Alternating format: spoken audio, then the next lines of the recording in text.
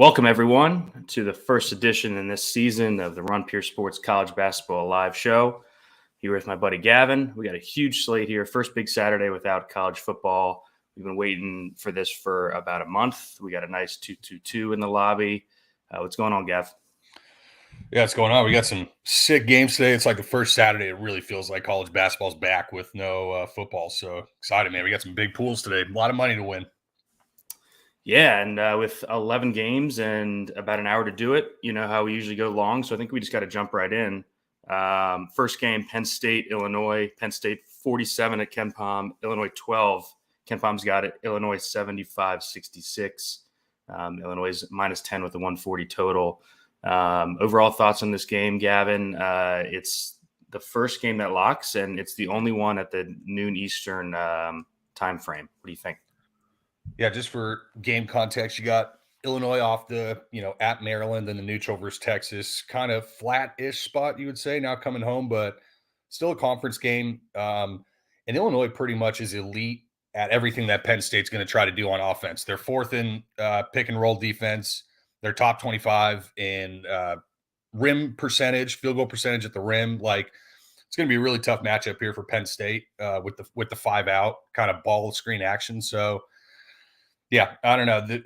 It could kind of be an ugly game for me, frankly. We know, Illinois is going to deploy a huge rotation, and they're going to be nasty on defense. You kind of worry about where the offense comes from non-Terry Shannon people. So I don't think I'm going to be getting to many shares of this game, probably outside of a couple of Terry Shannon.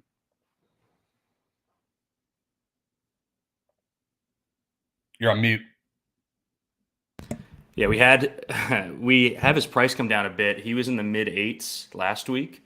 We saw him in the two games last week be a little bit bothered by the stitches and the bandage above his eye, but he played well down the stretch, kind of carried them in overtime in that last game. So, yeah, I have a ton of interest in Terry Shannon here. Coleman Hawkins, man, wow, what a start to the season for him, playing basically every minute, stuff in the stat sheet like crazy, had the triple-double for us a couple weeks ago. I think he's in play too. If you're choosing one, probably Terry, just because the prices are so close. Any thoughts on Pickett here at 9K? We saw him have 17 rebounds the other day. Just basically the entire offense, and it is a pace-up spot. It's just on a slate, and we'll get to it with that much value. If you're paying up, are you paying up for Pickett at all? Man, Pickett over like Jesse Edwards and Omier. I mean, you better have a good reason to play a 9K guard on any slate, Now, he should have had more assists last game. They were just missing shot after shot. So he could have easily had a 60 there with a triple-double. But Michigan State's a much different matchup. They kind of have the smaller guards, between Walker, Akins. So he can kind of pick on them a little bit more. He's not going to have that kind of size advantage here. And Penn State will be doubling him. I can all but guarantee you that. Yeah, it's a good point. And they've got some big physical wings on that Illinois team. So let's move on. Georgetown, Syracuse. Georgetown 153 at KenPom, Syracuse 80th at KenPom. He's got it Syracuse 74-65. Both teams, well, actually, Syracuse playing a little slower this year. Any notes on that, and overall thoughts on the game in general?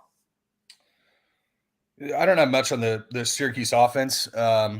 Pace-wise, it makes sense when you don't have kind of gunners like a Buddy Boeheim who could just dribble up and pull from 30 feet away. But I do have here Georgetown 20th percentile against zone defense per synergy. So, not going to be the greatest type of offense. They're not a high ball assist rate. They're not a high 3-point rate, nor an efficient 3-point shooting team. So you got Georgetown off 2 home games to South Carolina and Siena. Then they got Xavier and at UConn their next 2 games for a team that already has engagement and effort issues.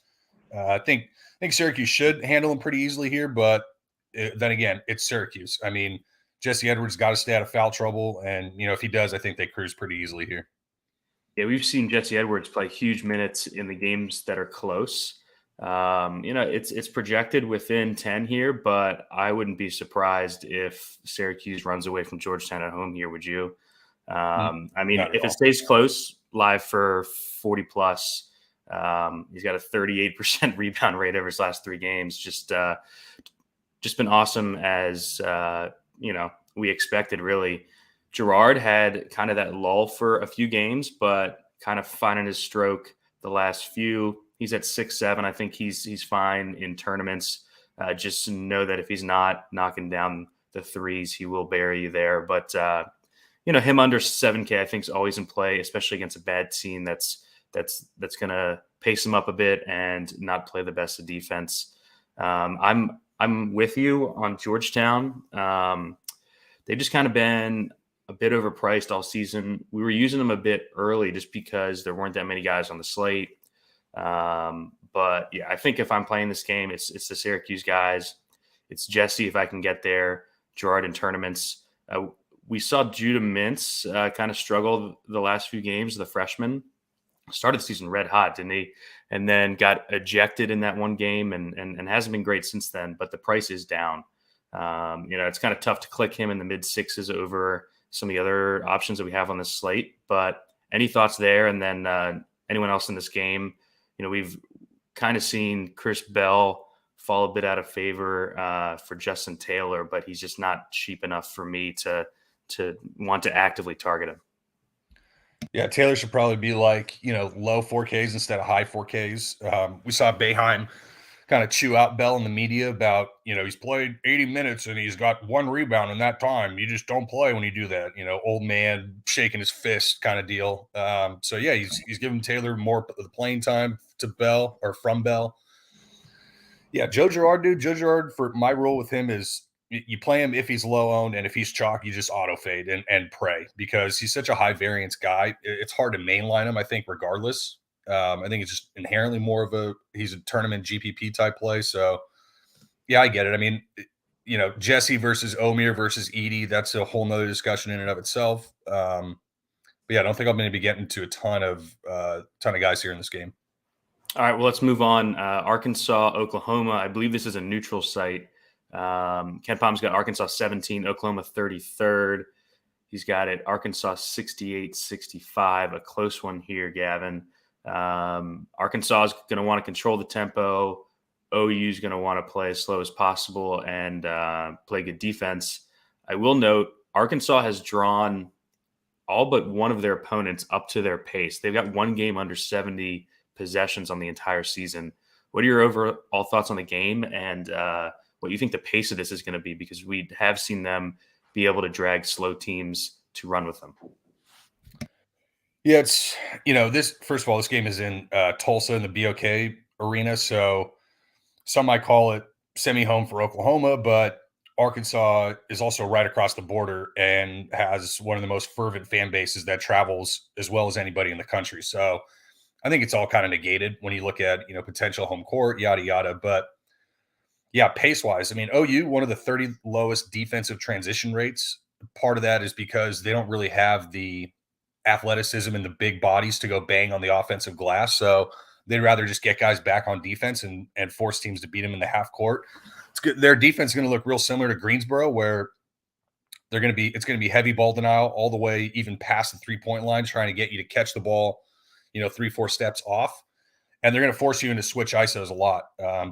But that's also kind of how Arkansas likes to operate. I mean, you could very easily get a switch, for Nick Smith getting one of those, Cortez, Nolan, Uzin onto him, and he could just cook them to death. So it's going to be interesting. I kind of lean Oklahoma in the spot. I think that Brazil being out for Arkansas, I think is tough to overstate kind of what he gave to that team. And you don't fix his, or you don't just sub in another guy off the bench and expect to replace, everything that he brought. So Mekhi Mitchell going to have to operate, out in space a lot more with Tanner Groves in the ball screen game for OU. Kind of like the spot here for the OU guys. Yeah, we saw 5-star stud Nick Smith come back a couple games ago, played 39 minutes last game, expected to be a top, 5-8 pick in the draft. I think, we're not going to see his price around 7K for long. So I do like him despite the down tempo matchup. I think we're going to have to play him soon. He's going to be a 9K guy in no time. I think he's going to take some away from Ricky Council, who we've been basically jamming the first couple of weeks when Smith was out. I think that usage is going to start to siphon from Council to Smith. I'm not sure if you agree there. I think Council's going to become more of like a scoring reliant guy. He'll have his big games, but not like he was early in the season. And then Anthony Black has been awesome, 5-star freshman point guard. I just think I'd rather play Nick Smith, more pedigree. I think he's going to be the engine moving forward. Love the note on Mitchell. He's going to start here. He does have some foul risk, over 5 fouls per 40.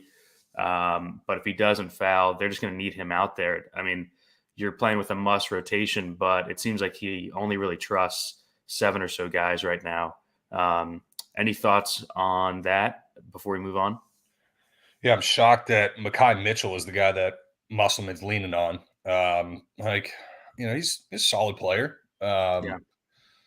But yeah, under 6K for, he's going to play pretty much every minute. He's not in foul trouble, and he might even play through some because of how thin they are on the front line now for Arkansas. When you start talking about the Arkansas budget forwards, like if you're trying to get cute and picking up some of that Brazil minutes, Mekhi's brother Mikal, Kamani Johnson, Jalen Graham, like I can't get there, dude, with Muss, because Muss at the drop of a dime will just play 5 guys or 6 guys in a game. And like we saw Jordan Walsh fall out of favor last game. Like, dude, I don't feel good about playing him, even at 5K, Yeah, I'm actually kind of surprised that Jalen Graham hasn't earned more playing time. We liked him at Arizona State, but Muss, like he finds his guys and he rides them. So you just have to kind of follow what he's thinking. And right now, it's basically those top 4 guys with Devo out there wind sprinting. Yeah, I agree. I think you eventually move Council back into like a spark plug 6-man. But yeah, I'm definitely going to be wanting to hit Ricky Council unders kind of going forward, I think, points wise, just with how much, Nick Smith's just going to be a better version of him pretty much. Yeah. Just real quick before we move on, any plays that stand out on the OU side? I know Groves projects well. I'm a bit concerned. He struggled a lot last year in these games against like super athletic teams, and Arkansas is definitely that. Yeah, but if you had Brazil on him, I'd be a lot more worried. Now he's going to get Mekhi. Yeah.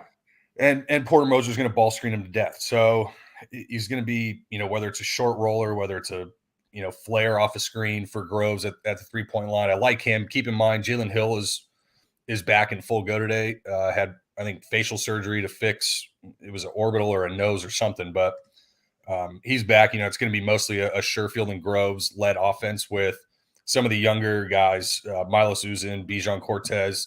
They'll be like hustle guys. They'll pick up some peripherals. If they hit a 3 or 2, they might get to value. And if they get hot, they'll probably crush. But don't know if I want to go all the way down that far. But they're at least in play for me on this slate with no value. Yeah. Well, let's move on to the best game of the day here.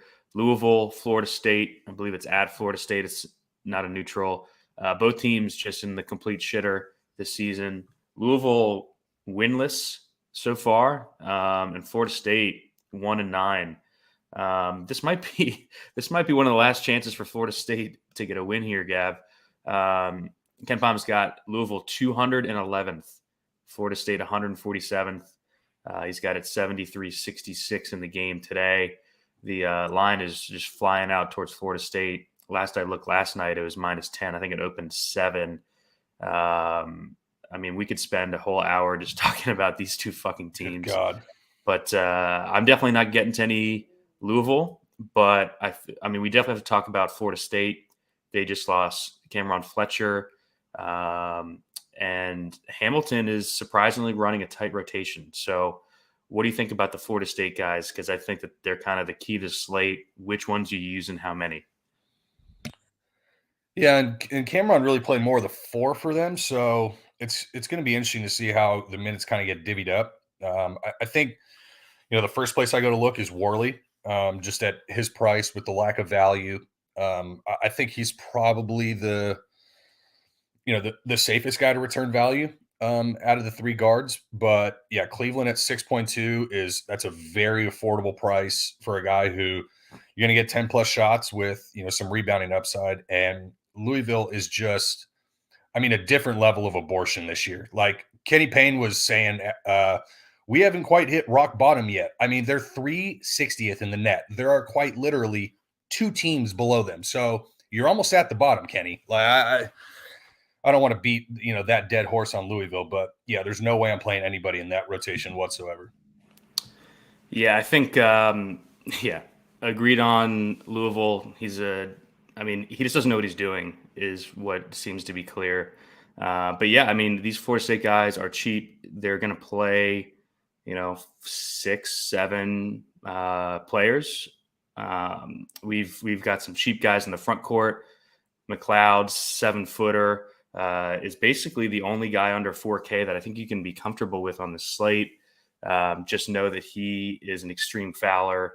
And the issue with Louisville is the only players they have on their roster are front court players. So, he's going to get waves of front court bodies at him, but under 4K, he doesn't have to do that much. And, if you want to play an Edey or a Jesse Edwards or something, you might have to eat Naheem McLeod. In the mid-range, like you said, I think Cleveland is a good play. I don't know. Like, I worry about the ceiling for guys like Mills and Cleveland. I feel like they're always between, 22 and 32. Do you see any ceiling for these guys? I guess if they come out and just beat the shit out of Louisville, that could happen. And then Jalen Worley doesn't really shoot much, but, there's not much in the 4Ks. So I think he's definitely in consideration as well. Yeah, Caleb Mills, man. Like you look at the box scores and you're like, what the fuck? But dude, can he nuke at 7K or 6'9"? Like, I guess, but his looks like, he's going to have to get 13 to 14 shots. He's going to have to be over 50% on those. He's going to need multiple steals with some assists. He can do it. I think Mills is an interesting GPP play. I don't know if it's mainline type play for me, but I think he's definitely got a little bit more ceiling than, for instance, someone like a Darren Green, who you need like 6 3-pointers for him to really smash the night. Yeah, I think Green is the worst play of those 3 in the 6K range. You would agree with that? Yeah. I think Cleveland's going to be popular here. I just worry about his ceiling. It doesn't shoot enough, but definitely a good play. He's probably a little more of a cash play than GPP, but I think he's fine. Yeah. All right, let's move on to a really good real life game. San Diego State, St. Mary's. San Diego State 28th, St. Mary's 23rd at Ken Pom. He's got it St. Mary's 64-63, so low scoring, grinded out type game that both of these teams are very comfortable playing in. Overall thoughts here, Gav? Yeah, this is like choosing between my favorite children, bro. I mean, San Diego State and St. Mary's, like this is probably the game I'm going to be watching. The ugliest game, but screw it. I love these teams. And this is a neutral, right? This is in Phoenix. I think. Yep. So for San Diego State, I'll start with them. It's pretty easy for me. Like outside of Darian Trammell, they're just running just a wild rotation of these longer kind of wings, that guys that can score for sure. When you talk about Ladie, Parrish, Lamont Butler, all these guys can score. Mensa's probably not the spot for me here, but he's got some ceiling at 6K. Just game environment's going to be so shit. St. Mary's is an interesting side here. So San Diego State drubbed them last year, and Majeski was mentioning about Randy Bennett, skipping the presser. He was super pissed, and he's got kind of a different wrinkle on his ball screen actions to kind of counteract the Mensa drop coverage. So it's going to be an interesting matchup. I mean, I love Tony Bennett. I love Brian Dutcher, or Tony Bennett. I love Randy Bennett. Love Brian Dutcher. Love these teams. I took San Diego State, but bought out once they were talking about Dutcher and the flu that was going around there. But I think there's some spots on St. Mary's you can definitely look to.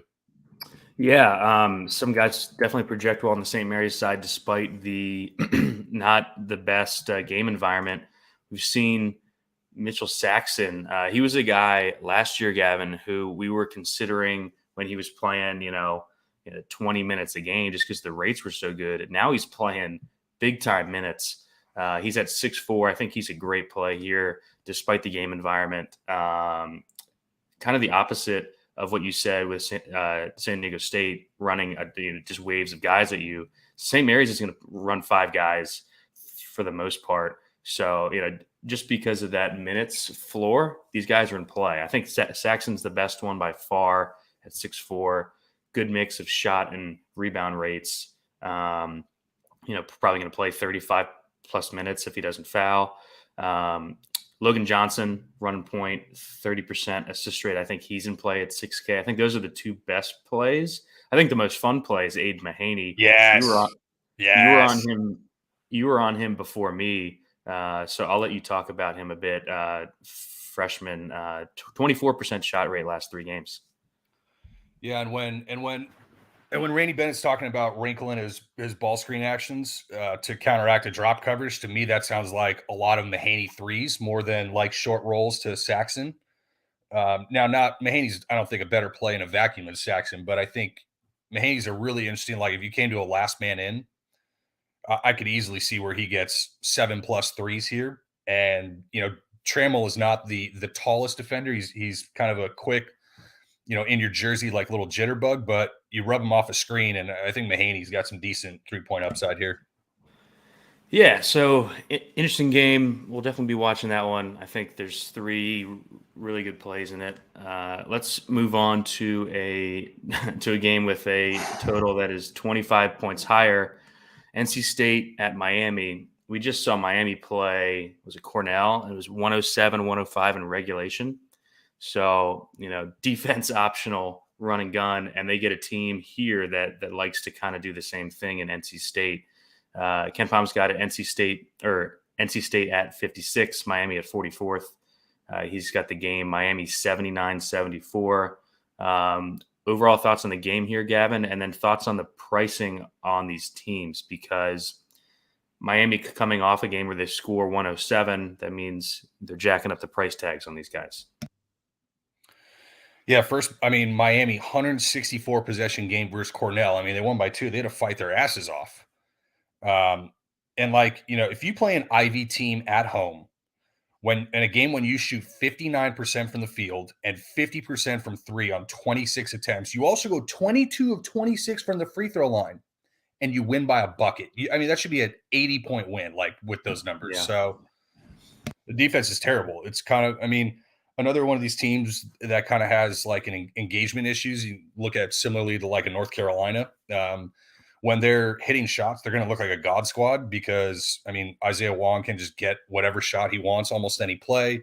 Nigel Pack is an extremely streaky shooter, and that's what the offense is led by. But these teams are going to be really similar looking to one another. It's going to be a ton of middle ball screen actions trying to get these athletes off the bounce and downhill into the paint versus 2 very lacking interior defenses, especially with NC State now losing Dusan Mahorcic for the year.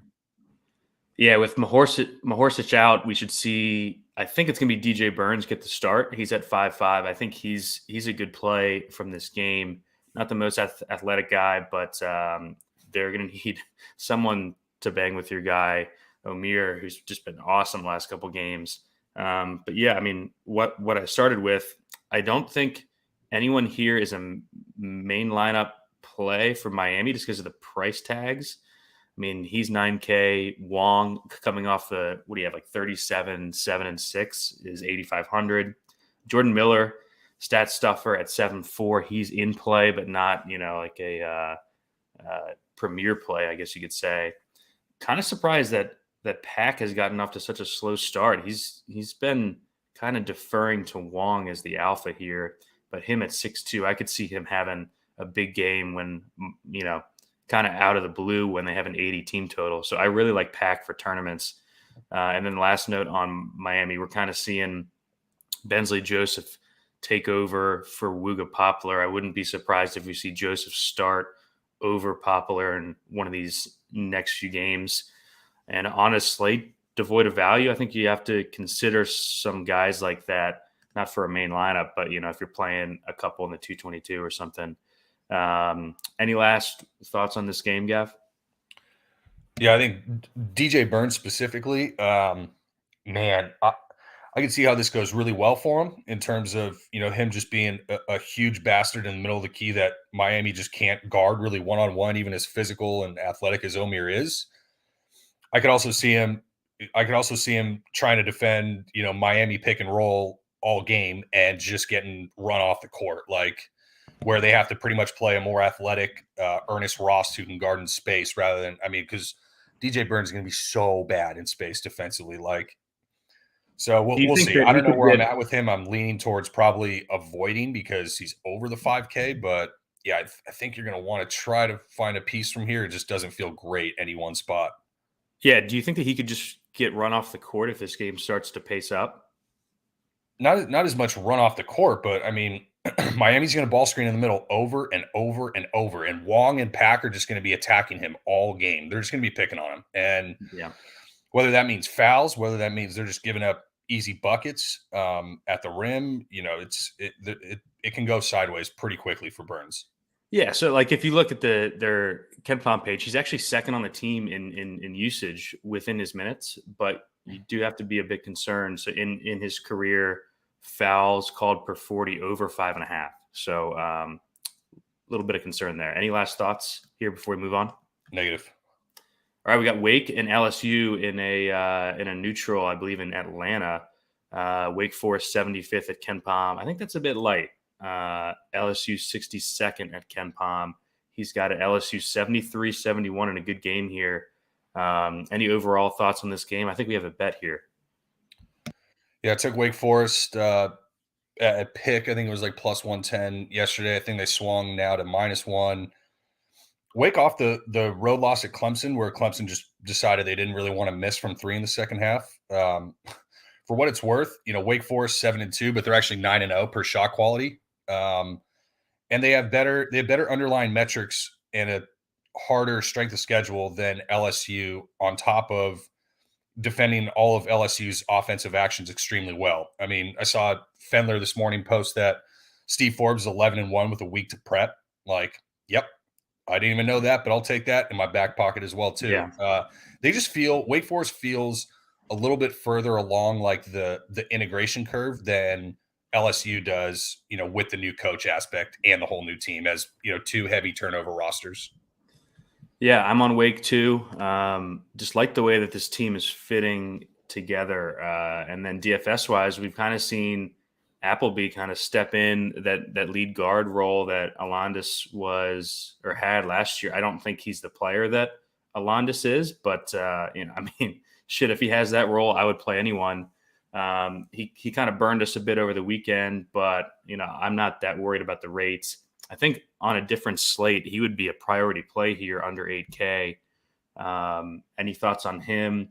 He's got 20+% shot rate, 40% assist rate on the season. And then anything else on the Wake side? Yeah, I think you make an argument that, Appleby's a better play than Shannon in this spot, but I don't think I'm going to get there. Pretty much if I'm paying like 7.5 for somebody today, I'm getting one of the big boys. Like, I'm not messing around with these high price guards a whole lot, because these centers just jam double doubles, at high volume. I'm just going to keep going that route. So I get Appleby, and then I think Monsanto's in play. Just, yeah, he's a little higher variance than you would like for like a main lineup, pending minutes, pending efficiency, but I think he's definitely in play. And then I'm probably off Wake after that. I'm not really going to ride this forward merry-go-round. Who gets the minutes, who gets the production, who doesn't foul. Good luck guessing. I have no friggin' idea. Yeah, more on the bet side, we've seen Hildreth just play out of his mind the first couple of weeks. Was not expecting that from him, playing 30 minutes a game, just shoving peripherals. I think he's in consideration if you're making a bunch of teams. Anything on the LSU side? We've got KJ Williams has been awesome, but he's like you're playing him over Jesse Edwards or something like that. He's going to play the whole game, 30% rebound rate, and then Adam Miller at 7K, probably more like a game stack piece. He's going to shoot a bunch of threes, but I think Wake kind of forces you into that. So, any thoughts on LSU? Yeah, KJ is a guy who, like, if you wanted to play 10% of him in the GPP, you'll probably be like 3 times the field. So, that's easy to do. I could at least get it. in any of these game environments, if the rebounds are falling into their hands or whichever big, they're going to get 12, 15 rebounds, and this game has pretty good pace. So yeah, I don't think I'm going to find myself in any LSU guys for a main lineup. Keep in mind you might also have Justice Williams coming back too. So that's just going to muck things up further for like a Cam Hayes and a Trey Hannibal. So yeah, I think I'm out on LSU almost fully, outside of just a little bit of KJ as leverage to some of the other big guys in large field. Yeah, it's kind of odd because they have a team total in the mid 70s. You would think that there would be someone that we could comfortably get to, but just context of the slate stuff. I mean, this stuff matters. So let's move on. We've got Purdue at Nebraska. Purdue just off to just an awesome fucking start to the year. They're up to 5th at Ken Palm. They rocketed up quick. Being undefeated will do that. Nebraska 81st at Ken Palm. He's got it Purdue 72-64. I'll give you the floor here to start on this game, and then just Purdue's overall start to the season, since you called Edey Player of the Year on our preview show at 40-1, and I checked this morning, he is minus 125. Imagine that, a month into the season, we're already minus money for a 40-1 ticket. I mean, and everybody's like, "Oh, I didn't see it coming." Like, imagine that. Did you ever see this guy play last year? You fucking morons. But anyway, I don't need to wax poetic about him. He's taking care of that for me. But Nebraska, third straight ranked game. The win versus Creighton, the loss at Indy, and it's back-to-back conference game 2 in 3 days. So spot more or less says Purdue for me. Off Minnesota and playing Hofstra at home. This is kind of the game before finals, and they've been sleepwalking a little bit. I think after the PKI, might have been sniffing their own shit a little too much, but there's a huge question mark in this game with Sam Griesel, right? And I can't believe that I'm saying this, but like even Fendler was pointing out some of the on-offs with this guy and how bad they are defensively without him. Yeah. Here's the other component too, and this is something that you ain't going to hear on no other DFS show, right? Is when you have these illnesses, like especially with RSV going around right now, we've seen multiple times teams like Tulane, like a Bryant, where one guy or two guys misses a game or two, and then the next game somebody else is sick, they got to miss. So if you're going to play people in this game, like especially on the Nebraska side, I would have some contingency plans ready, because even if Griesel plays, you very well could see other people out on the Nebraska side. Like, who's Sam Griesel's roommates? I should probably dig into that, because they're the two most likely, to catch it. So we'll see. You got to monitor him if you're going to play anybody in this game outside of Edey, because his news doesn't matter to him. Yeah, so we're seeing Derek Walker project well, and I'm loving that. I hope people play him, having to guard Edey. Yeah, just picking up fouls left and right. I can't wait. Yeah, so Edey at 10-2 on a slate where there's not much value is tough to get to, but I think you can do it. Edey's got 7.6 fouls drawn per 40. So the guy that's guarding him is, for me, just going to be an auto fade the entire year. That's Derek Walker here. Even though he projects well, he's not going to project well if you bump him down to 21 minutes because of foul trouble. So off Nebraska pretty much entirely here with the 64 team total. Edey, if you can get there, is awesome. Gavin, I thought it was encouraging. You brought up the games against Minnesota and Hofstra.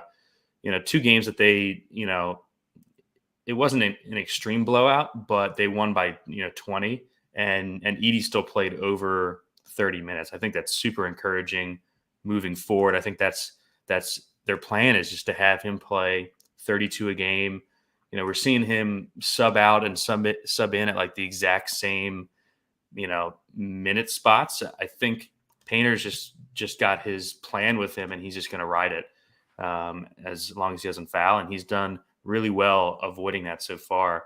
Outside of Edey, are there any plays on Purdue that are interesting to you? We've seen the backcourt play really well. The 2 freshmen, and Braden Smith and Fletcher Lawyer, point guard and shooter, play just awesome. We have Gillis missing this game. We got that news this morning. So Caleb First is going to play a little more at 5K. Do you have any interest in those 3 guys there? First, kind of. I'd almost rather play Kaufman Wren actually than First, frankly. But the freshmen, yeah, holy shit, man. I mean, God, they've been good. And I'm a little bit worried about Purdue long term. We'll see if these guys can sustain this, all year, but damn, they've looked good so far.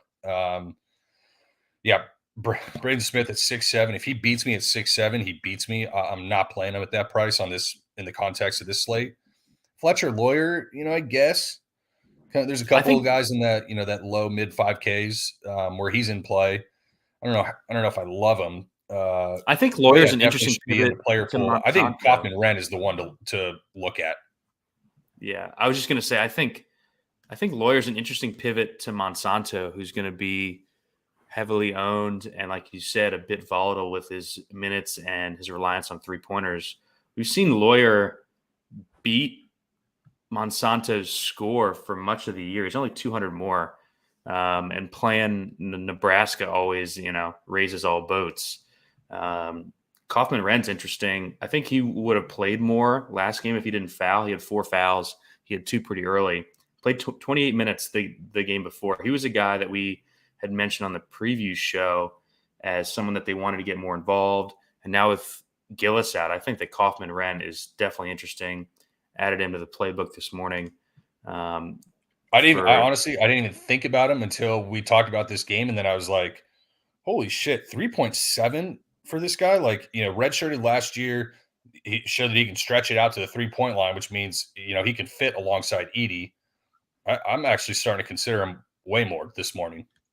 Yeah, I mean, like under 4K, it's like him or Naheem McLeod, which you're kind of playing him just because there's no one else available, right? So I think that's an interesting pivot, and not one that I think many people will be on.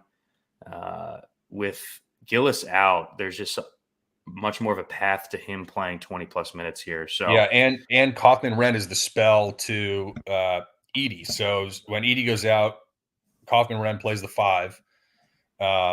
So he's almost in a way a little bit of like, Edey's not going to be high owned, but he's almost in a way kind of leveraged to Edey where, we saw Edey foul twice early. I can't remember against who it was, and still go for like 30 and 20. It was just a joke. So, it doesn't really matter, but yeah, I'm definitely considering Kaufman-Renn a little more now. Yeah, I think you can play him together too, because I think he's going to play 4 when First is out, right? And yeah. First isn't the guy that they're going to jam for 30 plus minutes anyways. So, yeah, and Kaufman-Renn, if you look at the usage, is actually 3rd on the team behind Edey and Lawyer. So, get those shots up. Interesting spot there. All right, let's move on to just an awesome game. 2 teams that we love, Bama, Houston. This game is at Houston, right? Yes. Bama Houston with revenge at home. Yeah. Yep. Woof. Bama 14th at KenPom. Houston number 1 with a bullet, as you would say. He's got a Houston 69-61. That's going to be the lowest team total you see on Bama the entire year, I would bet. Overall thoughts in this game? Bama beat them last year, like you said. Houston just has been dump trucking everyone this season. Yeah, this is like the double fisting lotion bottle game. I mean, just between the 2 teams matching up, and then on top of that, you get the Brandon Miller, Jarris Walker. Oh my God, this is going to be a fun game. Yeah, we saw last year with the quasi kind of goaltend that really wasn't in Tuscaloosa. And I know I was reading that these Houston guys remember that, and they, I expect them to come, full effort here now. Bama, man, when you're outside the top 300 in turnover rate and you're playing Houston, I mean, you could be in for a long night. Yeah, we saw Sasser suffer the eye poke. He's likely playing. He did play 36 and 38 minutes in their 2 tier A and B games when he didn't foul. He played 28 versus Oregon when he had 2. Must have been like 4 minutes into the game. But yeah, totally polar opposite play styles. The Houston defense versus the Bama pace and space. The way you beat Houston is you got to be an elite catch and shoot team, and you got to be a heavy ball movement team because they're going to double the post, they're going to double off ball screens, and they're going to deny the first pass off of that. So you either have to skip it over the top, or you got to be quick and efficient with your ball movement. Bama, they're going to shoot a lot of threes. They're not really an elite catch and shoot three team this year. I don't like Mark Spears playing point guard against this Houston team when he's going to get iced on ball screens every play. So yeah, it's probably I don't think I'm betting this game other than taking the over yesterday on a pretty good number. But I think a decent spot for DFS here. Yeah, it's gonna be tough for me to get to Bama guys here. They're priced like they're not playing Houston, right? Yeah. We love Brandon Miller. There'll be plenty of spots to play him this season. I'm not playing him at 8-5 here. Clowney had a good game last game, but like you said, forwards against Houston, usually a no-no. But a guy to watch moving forward. We saw him a couple weeks ago look good in their MTE. I think Clowney is going to be a guy that's going to ascend here, Gavin. And if they're on a slate soon, if he's around 6K, I think he will be in play for sure. The stories on the Houston side, though, like you said, Marcus Sasser is going to be wearing the rec specs, looking good out there at 7-4. Probably the price is probably still a bit light for him, would you say? But you're deciding between guys like him and Shannon and a bunch of studs there in the 7K range. What do you think about Sasser's ceiling? Like, can he put up 40 plus in the pace up against Bama, or do you think he's more of a guy that is just going to live in like the 25 to 33 range? Yeah. Dude, he took 25 shots in this game last year, 14 threes. So yeah, he's got ceiling. Like just an epic level of chucking. Now we'll see how much the glasses affect him. We saw Terry Shannon have the ideal, that kind of said was not helping him on offense. But yeah, he's one of the best guards in the country. Like, I think he's extremely safe for that price, getting as big of a pace up, pretty much he's going to get all year against a really soft perimeter defense in Bama. So yeah, there's definitely a consideration. I'd probably play him over Terry. I think I got to think about that a little more, but I think I like him over Terry just in a vacuum. Yeah, I think that's an interesting decision. I think you can play both. But if you're deciding, it's tough. Sasser doesn't have the peripherals that Terry has, but he is in a better game environment. He's getting paced up, whereas Terry's going to get paced down by Penn State. Anything else on the Houston side? We got Jarris Walker's prices come down, best rebound rates on the team there. Juwan Roberts is going to start here. Tremont Mark is also in the 5Ks, second highest shot rate on the team. Any thoughts on those three guys real quick? Yeah, I had Tremont Mark in my first run. I think he's kind of a way to access this game for, like you said, sub 6K and second highest shot rate on the team. And if Sasser is, off at all, then it's probably only going to fall more on Mark's shoulders for the scoring load. But yeah, I think Juwan Roberts is in play. I mean, if you want to get really funky and play like a Reggie Chaney, I think that's in play for some larger field stuff. But yeah, I think mostly you're considering between Sasser, Mark, and Roberts, I think, are the three on that side. Yeah, I like the Mark call, especially if you're not playing Sasser in lineups. The way Sasser doesn't get there is Tremont Mark's the guy who takes 17 shots, right? And you don't have that kind of upside in the 5K range very often, especially on this slate. So yeah, I like Mark here, like Roberts a good bit, and Sasser, one of the best plays on the slate for sure. Let's move on. We got 2 games left. Wow, I can't believe that we're actually on pace. It feels weird to move fast. I know. We've got a strangely high total game here. Xavier, Cincinnati. Xavier 30th at KenPom, Cincinnati 71st. KenPom's got it Xavier 79-76, Gavin. I know that we grabbed an early under. I think it's come down a couple points. Any thoughts there? And then overall thoughts on the game?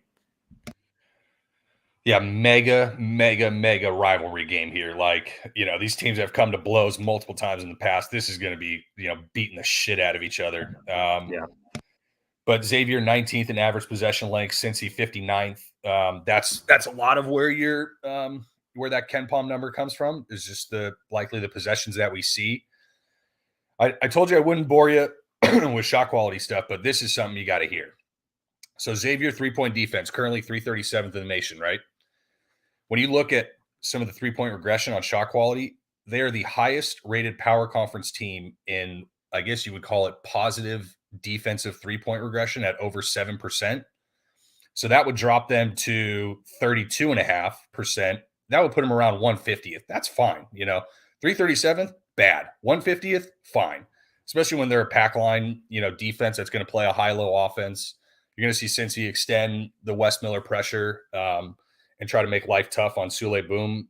But, having Colby Jones out there, having a guy who can at least do a little bit of everything as a big and Ncaa. Yeah, there's no way I'm betting a side in this. I'd probably be Cincy or pass, but this is Xavier's first true road game of the year, and it's going to be the most hostile environment they see, bar none, the entire year. So pretty brutal. Yeah, this game is always awesome every year. Like you said, huge rivalry. Teams hate each other, and we have guys on both sides who have been there a while, right? So these guys know. Colby Jones has been there, Fremantle's been there, Kunkel's been there, and then on the Cincy side, Davenport. DDJ, guys like that. So yeah, for game wise, this is one of the best of the day for sure. I'd be shocked if it got above 150 with the total, with how physical this game is going to be. I think we can see some fouls here. But for the DFS side, it is a game total above 150. I think this is a really good game stack game, Gavin. We haven't talked much about stacking games in tournaments, but I think that there are 9 guys in play from this game, and no one's going to be a screaming value, right? So I think it's a really good game to get different with, if you're playing more than one lineup. Why don't you kind of go through your thoughts on each of the Xavier guys, since they basically play the top 3 for sure the entire game, and then Fremantle and Kunkel as more as ancillary pieces. What are your thoughts on the top 3? Yeah, we usually just auto to Colby Jones so that we don't have to kind of choose between who gets all the rebounds and scoring of the bigs between Fremantle and Ncaa. But, dude, Sule Boom's national ranks are wild this year. 315th in minutes, 95th in O rating, top 500 in assist rate, 53rd in free throw rate, 42nd in three-point percentage. In the nation. Holy shit, that was incredible. He's been way better than I thought he was going to be, for sure. Yeah, 100%. And I think he hit it on the head, where it's a tough game to find some one-off spots because, there's not really, like you said, any of that just standout value. But man, you look at the total for this game, when you just look at general ownership of the slate versus this game total, this is I think you're right, the game stack spot for GPPs. Yeah, Colby Jones has been awesome. He is just going to stuff the stat sheet. The games where he scores are the games where he can go for 40 plus, and they've got an 80 team total here, right? So good spot for him. Ncaa is more volatile, but has the same type of upside. I think he's got even more upside than Colby Jones if he's going. And then bringing it back, do you have any thoughts on the Cincy guys? Do you have a favorite between Nolly, DeJulius, Davenport? And then we've seen the big man, Victor Locken. His rates are insane, but doesn't play as many minutes as those other 3. Yeah, I think DeJulius is pretty far and away the number 1 for me out of those 3 guards. Nolly's more of a GPP guy regardless, because if he's hitting his shots, he can nuke. If he goes 3 for 14, he could shoot Cincy the full way out of the game himself. Davenport's more kind of an ancillary off guard to Julius, and then Locken, dude. Man, if he doesn't foul in this spot, I'd be pretty shocked given the level of physicality in this game, and he's gonna have to be guarding, one of Fremantle or Ncaa all game. He's got a lot on his hands for this game, but yeah, 6'2", if he does get extended minutes, because you're gonna need him against the Xavier high-low offense. Interesting spot. I would definitely take him over a Kunkel or a Adams Wood. So I think it's for Yeah. me, it's probably DeJulius, Lock-in, Nolly, Davenport. Like if you had to pick 2 from Xavier and 1 from Cincy, would it be like Colby and Ncaa with DeJulius coming back? What do you think? Yeah, I think I might even play all 4 of them: Ncaa, Colby, DeJulius, and Lock-in, and just go Yeah. from there. Yeah, I like it. All right, let's go to last game on the slate here. We got about 5 or so minutes left. Georgia Tech at North Carolina. Georgia Tech 119th at Ken Palm. UNC 24th. Wow, they're still 24th after losing 4 in a row. Ken Palm's got it. Carolina 77-64. Overall thoughts on this game? This is a big news spot here. The last game on the slate and an island game. Yeah. Maybe the best player not named Zach Edey on the slate with a Q tag next to him on the last game of the slate on an island game. What could possibly go wrong with college basketball reporting? But yeah, we'll see with Baycott.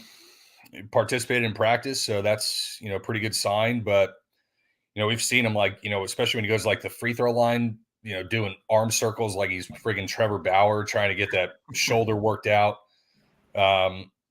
Yeah, dude, this is a sketch spot. But that being said, he can also, if he does play, he can just shit hammer that zone like at a different level. He has in the past too. Yeah, I mean this is the perfect matchup for him where he's going to have free reign to the offensive glass. Like who knows if they play through him, because at this point, dude, I'm kind of just thinking that Hubert Davis is a fucking moron. I mean, he's just going to keep letting Caleb Love just shoot him out of game after game after game. RJ Davis is so much better than him, taking care of the ball, getting better shots, running the offense. But no, you got to give it to your guys. So whatever. DFS wise, thoughts on Nance here, because he's going to project great.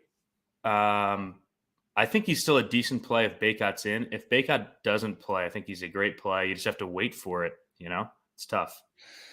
Yeah, if Baycott does play like I imagine, then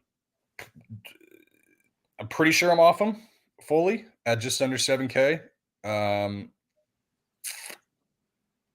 trying to look at the options around like a Coleman Hawkins or something, but yeah, I mean, my big point for this game was like if you're down early and you have an expensive guy, I think you just play Baycott here. No one's going to play him. I think he plays. And he's going to be unowned, and like you said, he can 20 and 20 against the zone here. I think that's my biggest takeaway from this game is if you're down early, I would take a shot with Baycott in lineups. Yeah, the problem is who are you holding to get if you're holding like a Ncaa or a Colby, you're still not going to make it up to 8-4. A Sasser. Well, no, I'm thinking you have more than one piece, and you do a 2v2 or something like that. Okay. So yeah, I think Nance is in play, but not as good of a play as he looked when they posted the slate when we didn't think Baycott had that great of a chance. But they've been off for a week. I think at this point, Gavin, I would be surprised if he didn't at least give it a go. It's a conference game. They lost 4 in a row. The entire college basketball national media has been shitting on them all week, right? I would be personally surprised if Baycott didn't play. The spread, Gavin, kind of tells me that Vegas thinks that he plays. I don't think you lay 15 with Carolina thinking that Baycott's not playing, right? No. So, all right. Well, we are bumping up against the top of the hour. Any last thoughts on the slate overall? We did have a question in chat. If you had to pick one, would you play Edey over Jesse Edwards? Yes. And save the 1,000, or would you just want to get Edey? 1 for 1, unless the other guy has a massive misprice. I'm playing Zach Edey over him. Yeah, Zach Edey's going to be the best play on every slate that he's on the entire year. I think we're going to be playing him until he's like 12K. So, we don't have as much value today, which makes it tougher, but I think you can make it work if you want to. The mid-range is super strong. What I kind of like about this slate, Gavin, is that there's multiple ways to go, and there's not slam dunk, 7X values that everyone's going to play. I think there's a lot of interesting decisions to make here, and it's going to be a fun slate. First big Saturday, next Saturday the games are awesome too. So stay tuned. I think we might do a show there as well. Any last words here, Gav? No, I finally got the StreamYard link though. Yeah, we were having some issues getting logged in, but we got that sorted out only a minute or two late. But thanks for hanging out with us. Wanted to say good luck to Big T down in Florida this weekend, FanDuel NFL final. Big time stuff there. And if you're not a member of Run Pure, I do a playbook and core plays for every college basketball main slate of the season. We're off to a nice start here. Really hot out of the gate, just being prepared for the season. So we will see you next time. And for members, we will see you in Discord for the hour up until lock. Good luck, everyone.